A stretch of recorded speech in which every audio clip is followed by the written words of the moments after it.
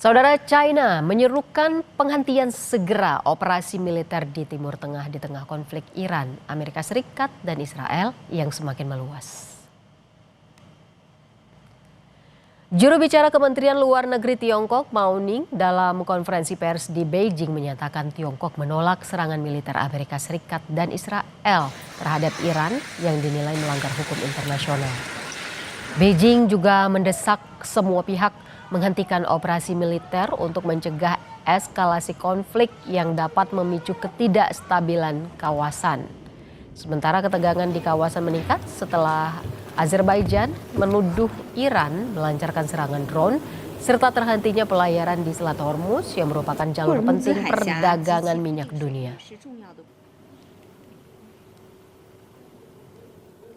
中方反对美国和以色列违反国际法，对伊朗发动军事打击，支持伊朗捍卫主权安全、领土完整和民族尊严，支持伊朗维护自身的正当合法权益。